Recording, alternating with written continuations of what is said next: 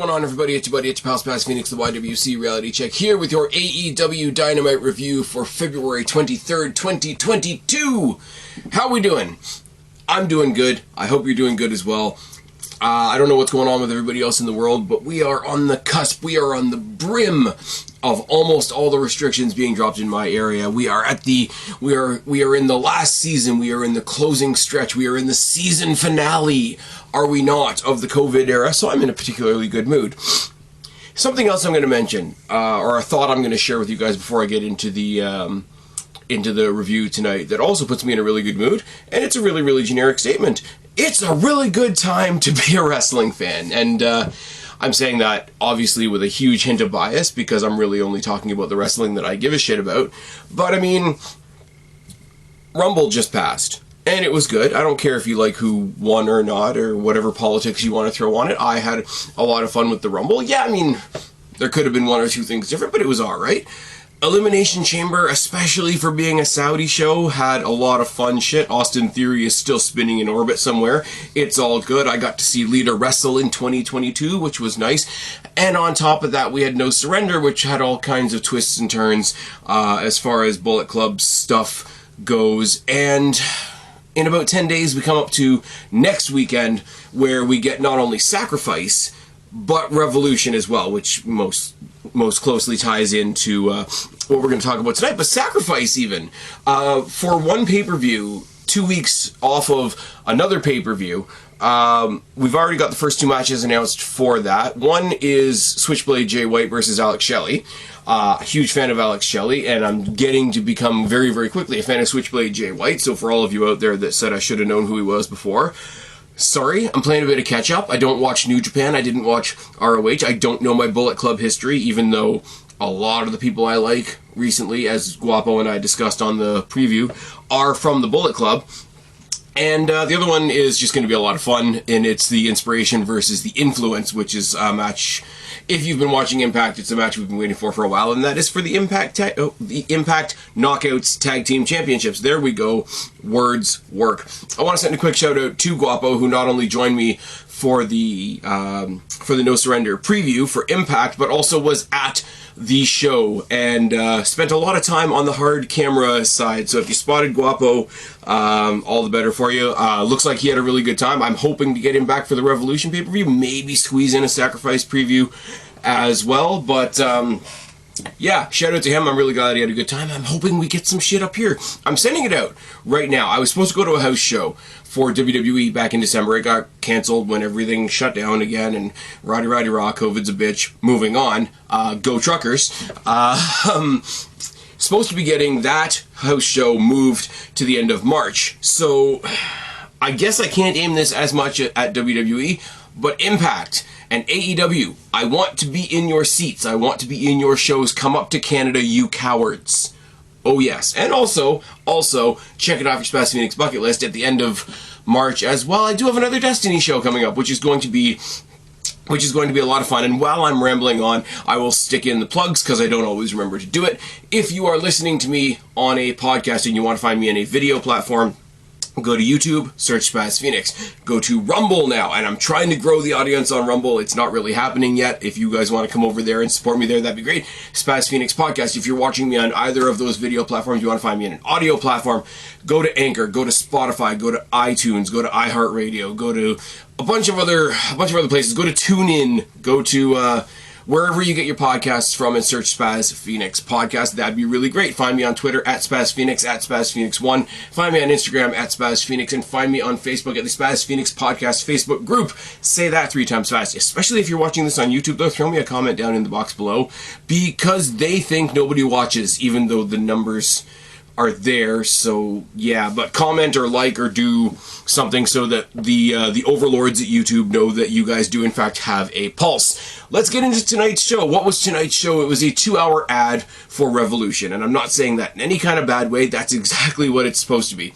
We started off with the Tag Team Battle Royal. As we know, Jurassic Express, I keep wanting to say Lucha Express, but that's That's not a thing, is it? We're getting a tag team battle royal, and we're getting a casino tag battle royal next week to get 2 challengers, so there's going to be a triangle tag team title match at the pay-per-view. It's all good. Jurassic Express and Christian Cage watching on from the ramp. We have the Bucks, we have Red Dragon, we have Santana and Ortiz, we have the Best Friends, we have the Butcher and the Blade, we have some people from Dark Order. I think it was Silver and Reynolds. We have Private Party 2.0, FTR, and the Gun Club, which means we have Matt Hardy, Steve Cutler, Tully Blanchard, and Billy Gunn all outside. So there's a lot of people. There's 10 teams, which means there's 20 people plus 4 managers. There's 24 people plus a couple of referees. A lot of people at ringside. Let's just, it's a mess. Let's be real for a second. It is a mess. It is a big pile of people match. I still say, and yes, it's weird because I wasn't the AEW guy, I was the NXT guy, and I was the NXT guy that said to the other AEW fans, AEW has a really good thing going on here when they created their casino-style battle royals. It wasn't quite a Royal Rumble, it wasn't quite a battle royal. They found a happy medium, and then when they did the tag version of the casino battle royal, which is more like a Royal Rumble, I like it. A lot of people don't. I am looking much more forward to next week's show when everything's a little bit more spread out, everybody can have their spots, and nobody got an entrance. The only team, and yes, I get that they are the champions, the only team in this first match that got an entrance were the tag team champions, who weren't in the match. That's not good, isn't it? I will say there was some storytelling done in here. There was a brief stare down between the Bucks and the FTR. I was going to say the FTR, which isn't a thing either. But there was a stare down between FTR and the Bucks, so everybody can go, oh my god, it's the Bucks and FTR. We had some brief teamwork from the Bucks and Red Dragon, but that didn't last very long, did it? We had a save by Orange Cassidy for Trent, basically caught him in a piggyback position and threw him back in the ring. I guess that's their equivalent of a John Morrison type spot. Really, really cool element because it's not like they do in WWE, where one member of the team gets eliminated and the whole team is eliminated. If you're out, then just you're out. So the last 6 guys were 6 guys that were 6 individuals representing 6 different teams. You had Matt Jackson, John Silver, Trent Beretta, Ortiz, Kyle O'Reilly, and Dax Harwood, which was fine. I think Ortiz and Trent took each other out on the apron. Kyle O'Reilly and Matt toss out Silver. Kyle O'Reilly outsmarts Matt Jackson at the end to toss him out. A little sleight of hand, I'm your teammate. Oh wait, no I'm not. Red Dragon are going on to Revolution, which is fine, which means we pretty much know who the other qualifying team is next week, and that's fine too. I want to point out something right now. Everybody that's been listening to me for a long time is like, oh, Spaz, you're looking forward to the Young Bucks being in a match on a pay-per-view? What's wrong with you? Are you feeling all right? Did you get the vid? No, I didn't. It's not real, but the work that Cody Rhodes is leaving AEW makes everything else a little more tolerable. They have a face-off between the two teams, between the Bucks and Red Dragon. It's broken up by Hangman, who comes down and beats up Red Dragon, and the Bucks just sort of sit back and watch. The Bucks bail before they realize whether or not Hangman's going to beat down on them as well. Cole comes out for a surprise attack that doesn't really work out, and they face off for a little bit, and then he hits the buckshot lariat on, I believe it was Kyle O'Reilly. And then he does a sit-down promo, cutting a promo on Adam Cole, but he does the whole "it's time for story time with Adam Page, baby," and basically gives him the sort of the inverse of the promo that Adam Cole cut on him 2 weeks ago about, how I succeeded here, there, and everywhere, and you're just the other Adam. He gave him the reverse of that, and it was really good. I didn't write it all down point for point because it's kind of pointless.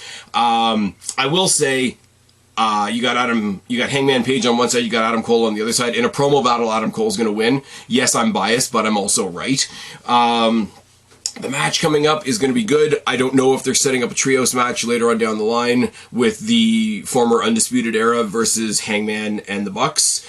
I wouldn't be against that. I wouldn't be against that at all, especially when you consider the 6-man tag that got announced later on in the show that I have no interest in whatsoever, but it's fine. We go to the back, interview with Bryan Danielson. I'm really getting better at calling him Bryan Danielson, so points for me, pat myself on the back, Ciampa style. He puts over his match with Garcia later on tonight. He talks dojo stuff, and then he says after the match, after I'm done with Daniel Garcia, I'm going to give Jon Moxley his answer. which is all good. I mean, we all know what the answer is going to be. It's just a matter of how we get there. And, you know, the journey is half the adventure and all that kind of shit. There wasn't as many, like, gross amounts of video packages this week, I will say, as there have been in other weeks. There wasn't a lot of fluff. There was a lot of talking segments, which we're going to get into in a moment, but there wasn't a whole lot of filler, there wasn't a whole lot of fluff on this episode. This episode is a lot better than the past couple of weeks. The past couple of weeks, they did hit a bit of a dip. And I think they're trying to tie up all those loose ends and actually put together a card. After we are done talking about this review tonight, we are going to see the card as it sits so far, and it looks pretty fucking stacked. Not overstacked, not an overabundance of matches, not a pay-per-view that we think is going to go 7 or 8 hours, but it does look pretty good. MJF comes out, and this promo that he's doing can go one of two ways. And it was so good that either way it goes is good. He comes out to basically respond to CM Punk announcing the dog collar match last week when he just walked away and didn't say anything. He gets the CM Punk chance and he says, "Yeah, I get it." You know, he's severely less with the pomp and circumstance as normal, but he says, "Yeah, I get it, man. I get it. I used to like Punk too. I'm the guy that's easy to boo, but you know, show me some respect and let me tell you a story for a second." He mentions the photograph that CM Punk calls out last week, and he says it's really bad. That he said, you know, for him that was just another Saturday, and for MJF, it was the best moment of his life, because I love wrestling, and that photo, that autograph that I got with CM Punk really did mean something. And he lowers his tone. He talks about how school was hell, how he grew up with ADD and everything. He always struggled with everything. He didn't, nothing ever really hit until he tried out for football, and he made the team, and he finally thought he could be part of a group, and then his teammates beat the shit out of him because he was one of the only 2 people on the team that were Jewish.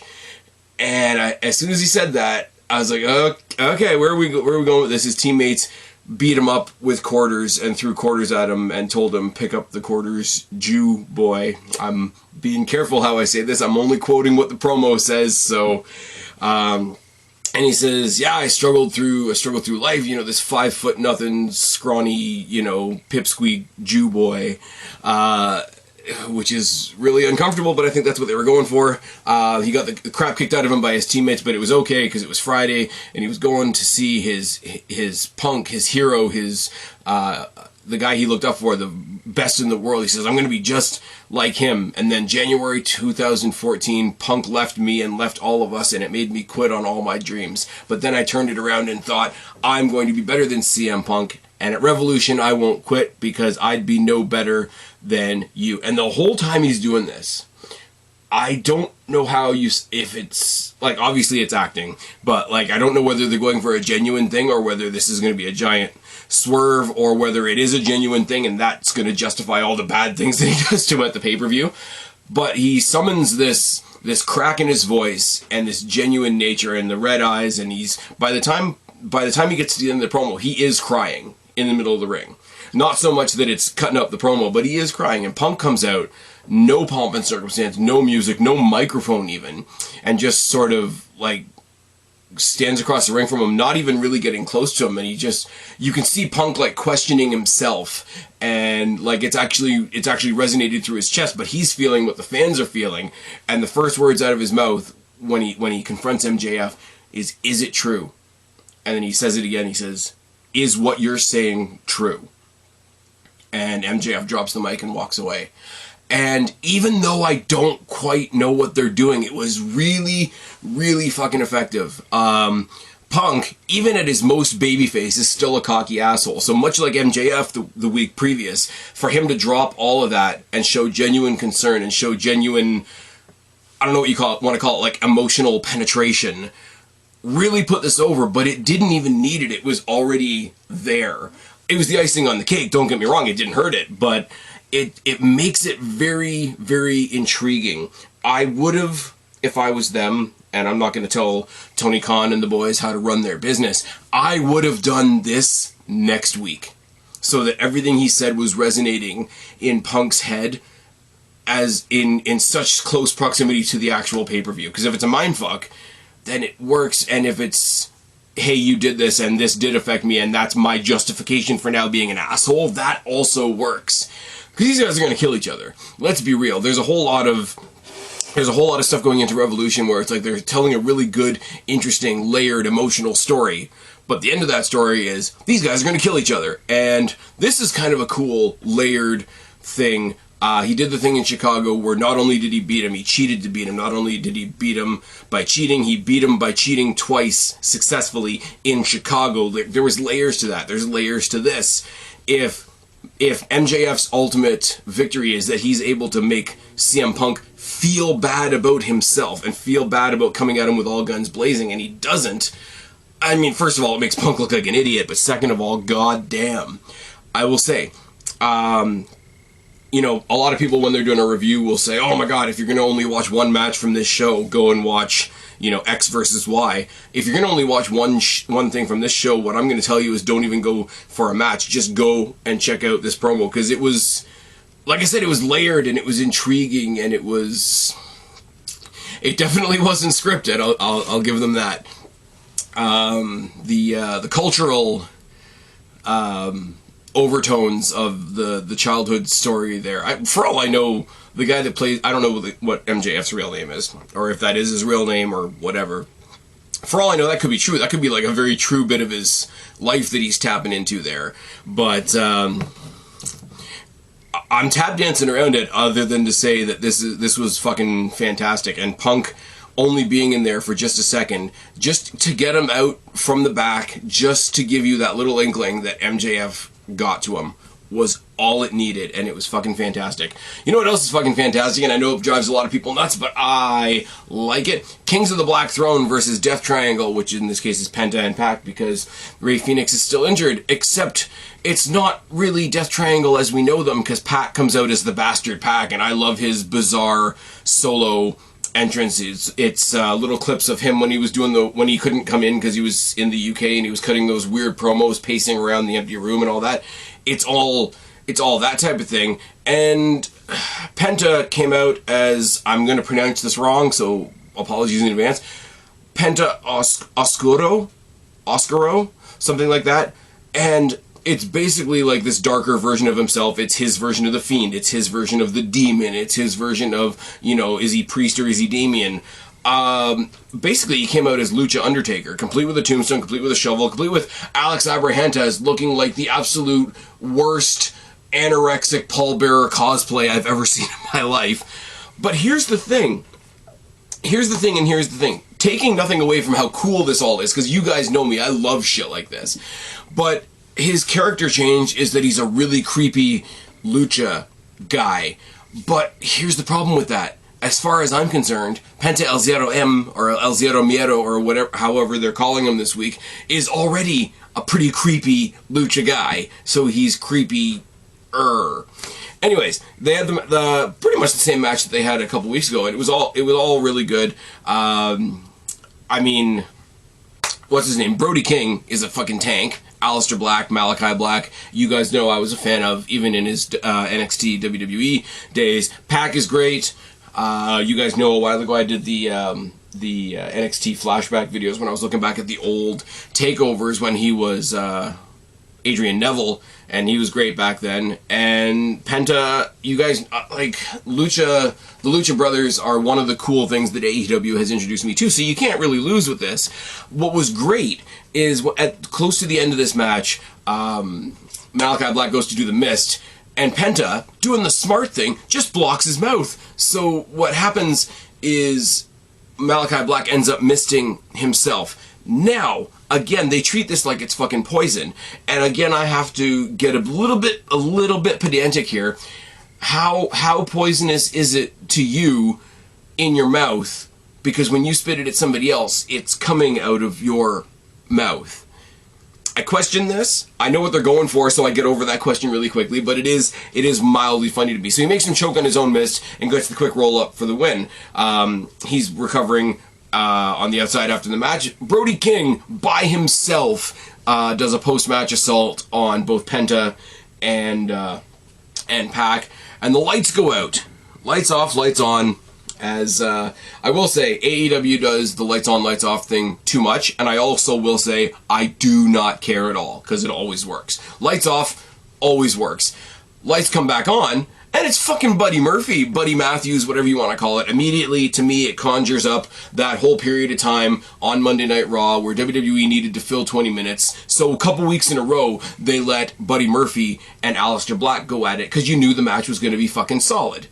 And it was always solid, and people loved those matches, and you knew it never really was going to go anywhere, but it was just something reliable that they could throw on there. Like, early days, like pre-New Day Kofi Kingston versus mid-card Dolph Ziggler was something they could always throw on a card when they needed to fill 20 minutes. And this was very much the same. So you see them stare off with each other, and they both look kind of pissed. And it's the giant Swervo because he attacks Penta as well. He attacks Pac as well, and it becomes, I want to say a 3-on-2, but it's more of a 2.5-on-2 because Malachi's still recovering from the self-inflicted mist, which I still very much question. And then he sets him up. Malachi throws him a chair. They lay the chair out in the ring. He gets Pac up for, it's a curb stomp, but it's a different kind of curb stomp. I mean, obviously, if you saw the show, you're going to know how much I'm struggling to describe this. But he basically holds him up in like a crucifix position. I mean, the imagery speaks for itself. But it's this forceful forward curb stomp onto the steel chair, and it looks really effective. I'm sure they'll come up with some really gothic looking name for it and all that kind of thing. But yeah, Buddy Matthews is the third member of the House of Black, the third member of the Kings of the Black Throne, and that is fucking awesome. I really do like it. I really do like that in this whole match, there's 5 guys involved in this match, because I'm not including Alex Abrahantes, obviously. 3/5 of this match came from good NXT. Oh yes. But yeah, in all fairness, that's not a dig at Brody King, that's not a dig at Penta. I like everybody involved with this match, but it does sort of make me harken back to when NXT wasn't a rainbow unicorn fart. It's good. We get a video package for Britt Baker and Thunder Rosa. They're going to have their contract signing on Rampage, and the match is going to be good. There's a whole lot of extra going on. And I know there's a story where Hayter's going to split off from Baker, and they're going to have a feud, and Rebel's going to be stuck in the middle, and that's going to be a story. And they're all going to be taking on Mercedes Martinez, because that part of the group is already split up. But for how good I think this match is going to be at the pay-per-view, I wish there wasn't so much going on the outside. Do the outside stuff afterwards. Do the very WWE thing. All other competitors are barred from ringside, however you want to say it. But Britt Baker Thunder Rosa is one of the matches I'm looking most forward to at Revolution. I'm not going to lie, because we saw what they did in the Lights Out match. And they've leaned very, very heavily on the whole... much like Adam Cole is as well, so there's some synergy there on the, well, yeah, I lost, but it happened outside of the parameters of AEW, so it doesn't count. I love when Britt Baker is cutting a promo and she's like, I've never been beaten on paper. It's great. I'm going to skip through some of this because it is a little bit exactly what you would have expected. Kingston and Jericho face to face. If you didn't know that these guys were going to fight at Revolution, then I don't know what to tell you. Kingston's a really, really good promo, but I do think he goes to the well once too often of, this is real wrestling, this isn't sports entertainment, because I think he pulled that out against Punk as well in a very similar exchange. Jericho mentions his family a bunch and all the articles that came out that were written by Eddie Kingston about his prior struggles and whatnot. I don't know what they are. I'm not going to lie, I didn't read them. If the guy has had struggles and gotten over them, that's great, that's fantastic. I don't want to minimize that at all, but I'd be lying if I said I read any of that. There was some good Jericho stuff here. It's like, when everybody heard that you were coming to AEW, everybody was really, really excited, except for me. I really didn't give a shit. I didn't know who the hell you were. I thought they maybe signed Eddie Edwards, which is really good. That made me think of a couple weeks ago, Brandy Rhodes, when she told Ethan Page, yeah, we only signed you because we thought through you we could get Josh Alexander. So Impact is getting a lot of love indirectly. Eddie Edwards, now part of Honor No More after the No Surrender pay-per-view, which was another nice swerve on that show. That was a really good show. I'm just saying. I know Impact is Impact, and everybody out of instinct sort of thumbs their nose up at them, other than when the god that is Kenny Omega held their championship. But if you haven't seen Impact in a while, give one of their shows a look, is all I'm going to say. I'm not going to oversell it. I'm not going to tell you what to like, but just go check it out. And he says, yeah, for a second I thought they had signed Eddie Edwards, and then when you got here, I realized why I didn't know who you were, because you look like a jobber.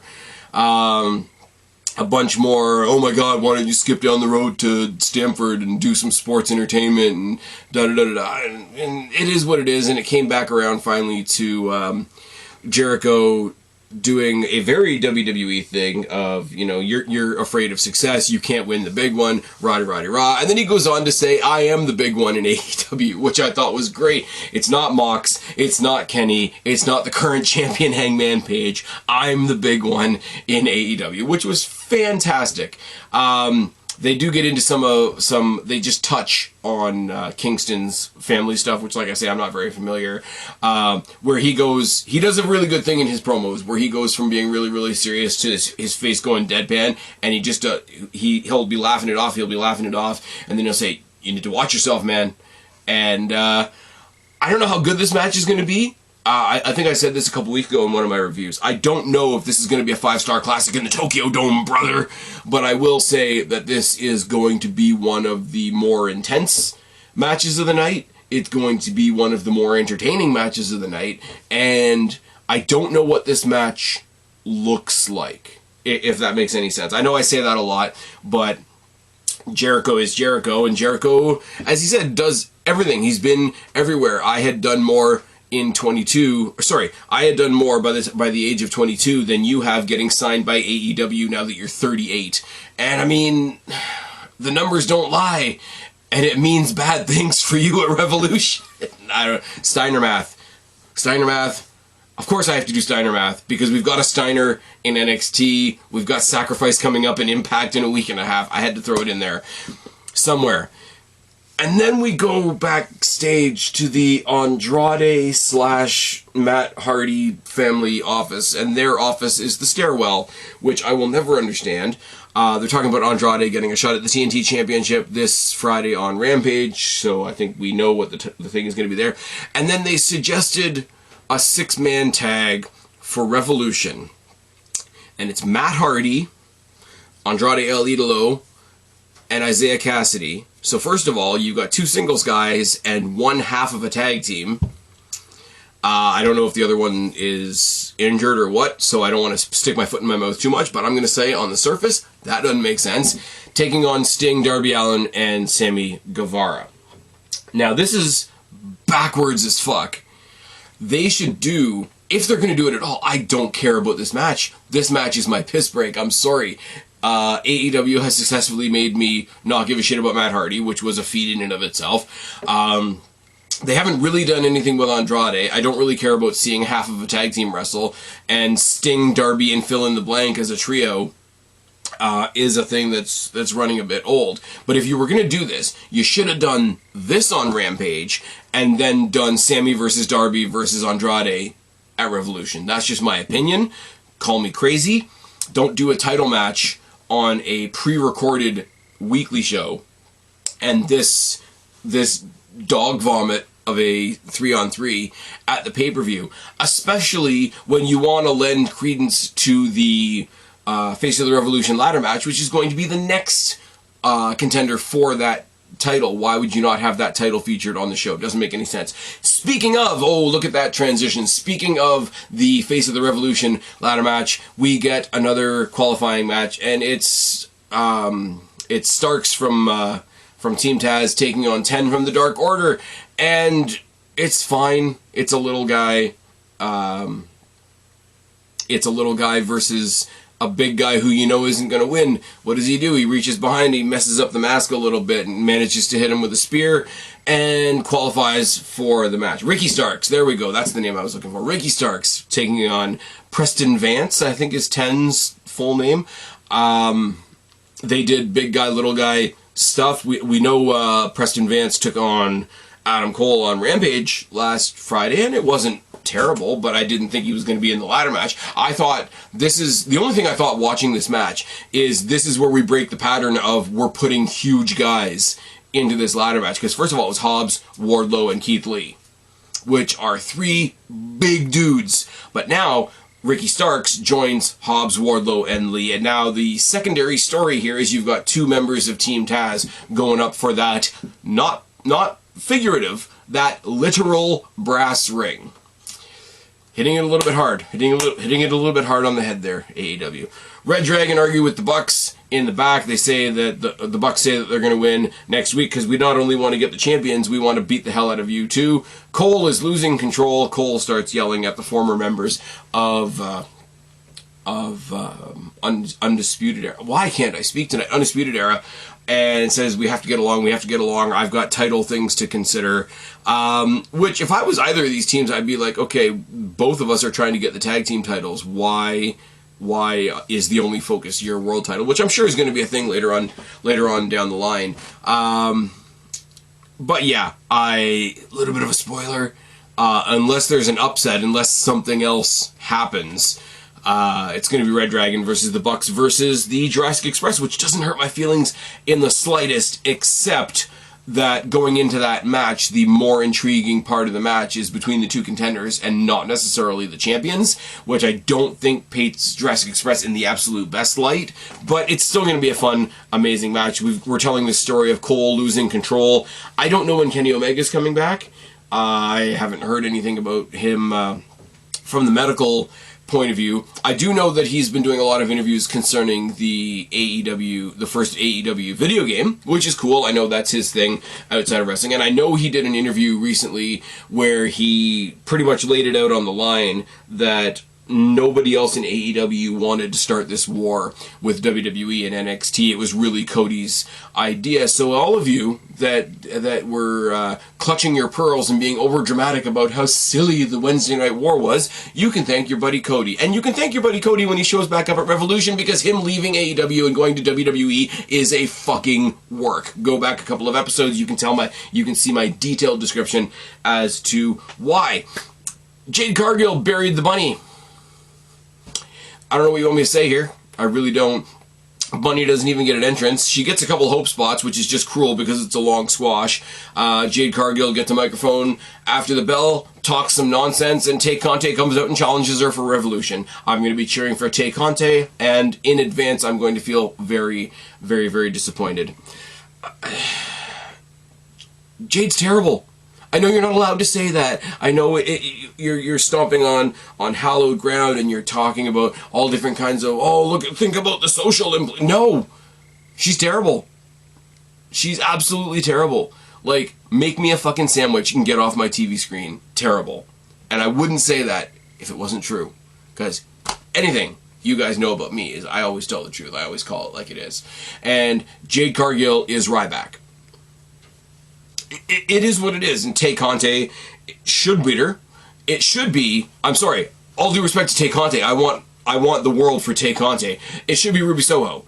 It should be Ruby Soho avenging the fact that she was robbed of the victory at the end of that championship tournament, and it should be Ruby Soho leaving Revolution as the revolutionary, like a Seth Rollins thing, stick it in there, whatever. She should be leaving as the women's revolutionary from Revolution. With that TBS championship, and it's not going to happen, and that's a bummer. I don't even know where Ruby Soho is. We haven't seen her in a couple weeks, if I'm not mistaken. Tell me down in the box below if she's been on one of the YouTube shows, because you guys know the deal. I don't believe that a wrestling company should give you homework. Shall we talk about the main event? The main event is Bryan Danielson versus Daniel Garcia. Say that 3 times fast. I don't have very many notes for this match just because I was enjoying it so much. Great technical showcase by both guys. Both guys can grapple, both guys can fly, both guys can strike. Daniel Bryan constantly taunting him throughout the match, telling him to show him the violence, was a really good character wrinkle. But, like, characters aside, Daniel Garcia is a really good guy to mirror a Daniel Bryan in the ring. Like, these guys, in a sillier company, WWE, Daniel Garcia could be Bryan Danielson's Damian Mizdow. Like, these guys mirrored each other a lot at points. There was a lot of anything you can do, I can do better vibes in this match. Triangle Sleeper by Danielson gets the win, and he's about to grab a microphone. He's about to, give his answer to Mox when he's jumped by 2.0. Because, of course, he is. And Moxley comes down to the ring to save him, okay?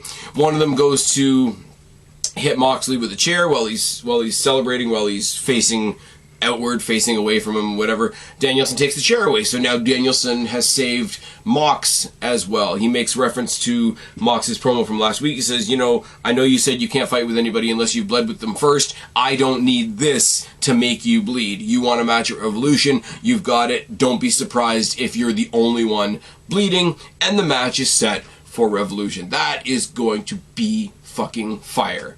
I'm just saying.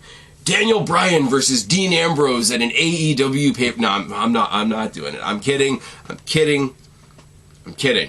It's fine. You're fine. I'm fine. Everybody's fine.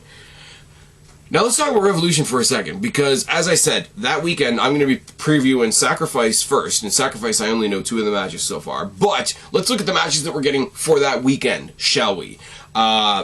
Impact Tag Team Champions, The Inspiration, are defending against The Influence, which is awesome. Alex Shelley is facing Jay White for Reasons, which is awesome. And then we move on to the second night, to this show, where we have Hangman versus Cole for the title, Jericho versus Kingston, MJF versus Punk in a dog collar match. We've got Jurassic Express versus Red Dragon versus probably the Bucks for the tag titles. We get that weird 6-man that I don't want anything to do with. We got Rosa versus Baker. We got the Revolution ladder match, which so far is Keith Lee, Powerhouse Hobbs, Wardlow, and now Ricky Starks. We have at least the implication that we're getting Jade Cargill probably squashing Tay Conte and everybody getting sad. And now we have Danielson versus Mox. I can't complain about this card, guys. I really, really can't. Until we figure out that the Cody Rhodes thing is actually a work. Cody Rhodes comes out with his suit jacket on, and he takes the suit jacket off. And underneath the suit jacket is a t-shirt. And on the t-shirt it says WWE. But it doesn't say World Wrestling Entertainment. It says, "We worked everybody." You're welcome. I've been Spaz, your YWC Reality Check. Subscribe up there, talk down there, start a conversation, keep all these conversations going. Don't be a stranger. I will talk to each and every last one of you later, but for right now, I'm tagging out. Bye, guys.